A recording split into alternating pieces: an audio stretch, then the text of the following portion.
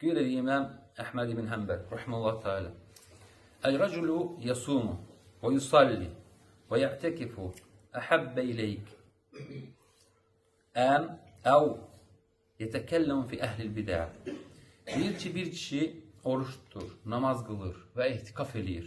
Ehtikaf bilsinədir də, yəni Ramazan ayının 10 günündə özünü yəni inir, tam verir ehtikafa, ibadətdə. Gecə və gündüz qalır meçiddə.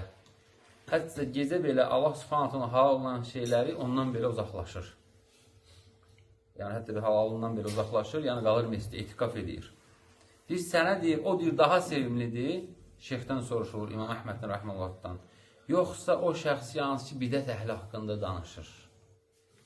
Fəqalə, İzə samə və sallə və ətəkəfə və innəmə huvə li nəfsihi. Deyir, əgər o deyir, oruç tutarsa və namaz qılarsa və etikaf edərsə, o deyir, onun deyir, nəfsi üçündür, özü üçündür. Özü üçün eləyir. Və izə təkəlləmə fi əhlil bidə'i fə innəmə huvə lil muslimin. Amma deyir, əgər deyir, bidət əhli haqqında danışsa, o deyir, müsəlmanlar üçün olur. Müsəlmanlar üçün. Hədə afdal. Bu deyir, daha xeyirlidir. Yəni, qardaşlar, bu da o demək deyil ki, bu əməl daha xeyirlidirsə, insan neyləsin, ibadətləri və s. ilə axır tuğlasın, qoysun qırağa, geçsin, ancaq bununla məşğul olsun. Yox, hər işin öz əhli var. Düzdürmü?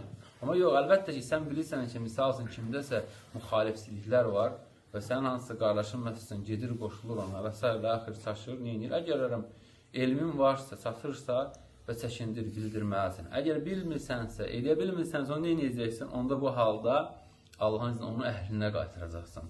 Məsələn, rayonda və ya kətdə və ya şəhərdə hansısa bir şəxs varsa, bu nə üçün? Bu Allah üçün eləyirsən bunu. Nəfsin üçün eləmirsən. Allah üçün eləyirsən ki, qardaşın azmasın, saçmasın. Çünki o bidətdə düşərsə bir şəxs, onun axırı nədir? Cəhənnəmdir, oddur. Baxmayaraq ki, o belə gündüz ibadət eləsə belə, bidətə düşərsə şəxs, onun ibadətləri bu çoğar. Niyə görə? Ona görə ki, o şəxs öz bidəti ilə Allah Subhanahu wa Ta'ala böhtan atmış olur. Allahı cahillikdə ittiham eləyir. Bəli, və iddia eləməsə də belə və həmçində Allah Rasulü s.ə.və böhtan atır.